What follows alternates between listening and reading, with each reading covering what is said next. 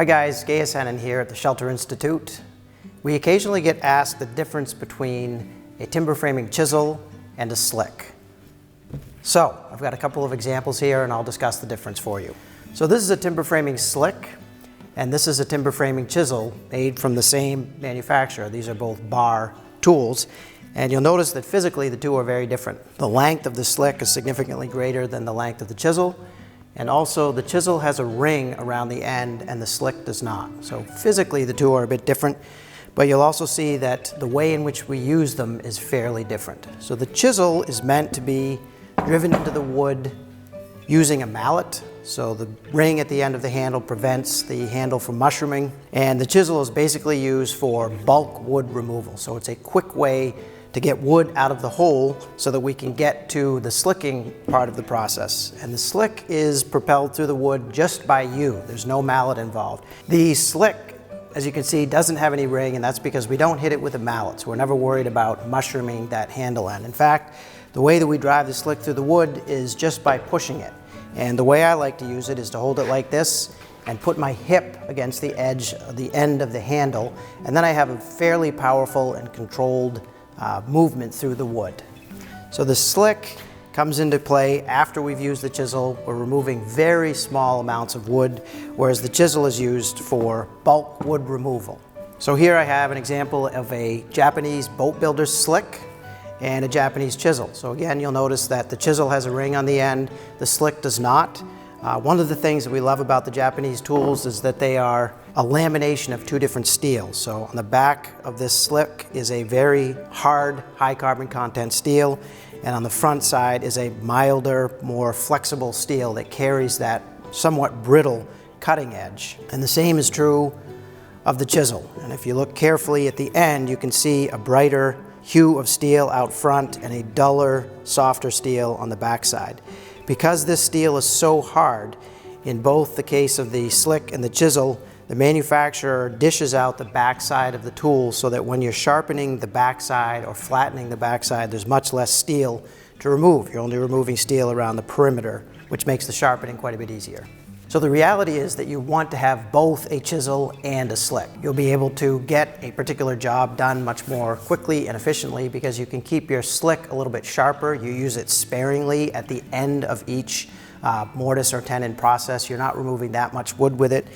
Whereas the chisel, by comparison, is your workhorse. It's going to remove large amounts of wood so that you can get to the point of using the slick, removing the last little bit. So it's very nice to have both in your toolbox, and generally you'll spend a little more time getting a sharp edge on your slick because you're not using the mallet on it, and you want to have very good control because you're removing very thin shavings, a 32nd of an inch, a 64th of an inch to get to your score line that runs around the perimeter of the mortise, for instance. So of course you can use your chisel as a slick if it's still very sharp when you get toward the end of the process, and sometimes I'll do that just because it avoids having to put one tool down and pick up the other one to finish a particular job. The nice thing about the slick though is the length of the handle. It gives you a little more mechanical advantage and control as you're working it just by hand. Particularly if you're working in a deep mortise, it's nice to have this extra length of handle to slick out the last little bits deep inside of a mortise. So if you haven't purchased a chisel yet, there are a few different things to consider. Obviously, I mentioned earlier that all chisels will come with a ring on the end, so that should be uniform across the board.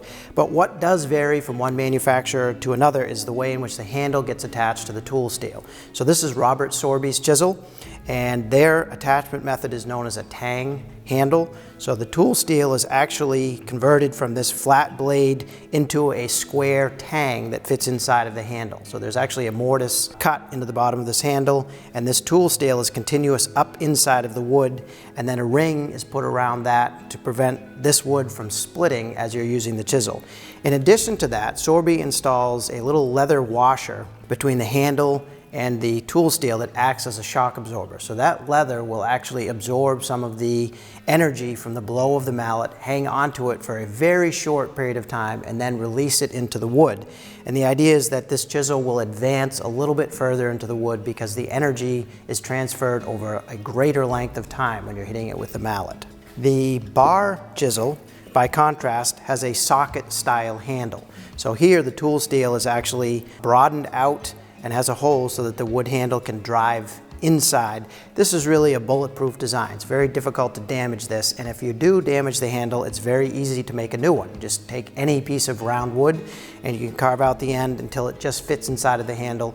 And then as you're driving it into the wood using the mallet, the handle gets locked inside of that socket. So it's a little bit easier for the user to replace that handle than compared to this style. So if you're just getting into timber framing and you're trying to decide which one you need to buy to get going, it's definitely the chisel, because you can use the chisel as a slick, but you can't really use a slick as a chisel. My favorite size is the 1.5 inch chisel. It's the most universal because you can work mortises all the way down to 1.75 inches wide with a 1.5 inch chisel. Of the chisel manufacturers that we sell, generally they sell a 1 inch, a 1.5, and a 2 inch chisel. The narrowest mortise that we work with at our standard timber frame designs is 2 inch. So an 1.5 inch chisel would allow us to cut every joint that we use most typically in our timber frames. The problem with using a 2 inch chisel and a 2 inch mortise is that inevitably there will be some scope creep. So no matter how careful you are driving that 2 inch chisel into 2 inch wide mortise, inevitably at least the top will end up widening out a little bit. So you always want to use a chisel that's at least 1/8 of an inch narrower than the mortise that you're cutting. So as you look at the different manufacturers, you'll notice that the handles are quite different. And it's important to pick a handle that works well for you. So you'll notice that the Japanese chisel just has a relatively straight handle, whereas the Robert Sorby chisel has a little more contour to it. And then as you look at the Robert Sorby slick handle, you'll notice that it's quite fat here and it gets very thin at this end, and then there's a bulb. So there's quite a bit of variety from one tool to the other. One thing that I've noticed is that as I age and continue to timber frame, it's much easier for my hands to grab something a little bit thicker than thin. So this gives me a great grip out here. And sometimes when I'm using the slick, I need a good grip, and other times I don't. And you'll notice that the Japanese slick handle is also a relatively uniform diameter from one end to the other. And then lastly, the bar slick has a very nice feature, which is that due to the nature of the socket style handle, you can remove the handle for sharpening. So it's much easier to sharpen just this than all of this, as you can imagine. So let me give you an example of what I was talking about in terms of bulk wood removal. You would use the chisel for that because you're driving it through the wood with a mallet.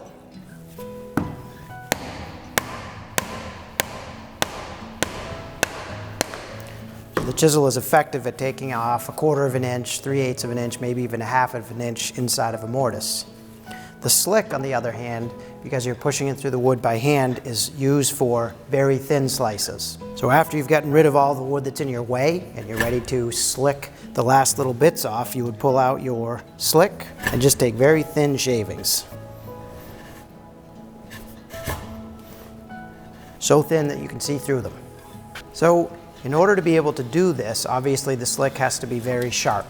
And there are a couple of reasons you want it sharp. One is that it's much easier to do this work. The other is that it gives you much better control. Dull slick is very frustrating to push through the wood, and it tends to break the fiber rather than slice it.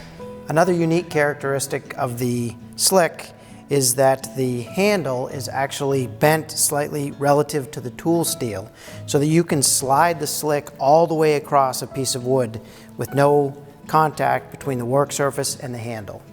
Slick fits nice and flat. Whereas when you look at the chisel, you've got the length of the tool steel, but then the handle and the tool steel start to get in the way. So you can only go so far across before the handle starts to hit and lift and change the angle of the tool. And this is typical of across the board in different slick manufacturers, but the back side of the tool is always able to sit flat and the handle is elevated off of the work surface so that you can work all the way across a piece of wood. So those are the basic differences between a timber framing chisel and a timber framing slick. If you're interested in looking at any of these tools, you can check out our website at the link below. Thanks for watching the video, and I'll see you in the next one. Hey guys, here at the Shelter Institute, we've been teaching people to design and build their homes since 1974, and we've been building timber frames for about 40 years. We design and build timber frames, we sell fine woodworking tools, we teach house building classes of many different types. If you'd like to learn more about what we do, check us out in person here at our store in Woolwich, Maine, or online at shelterinstitute.com.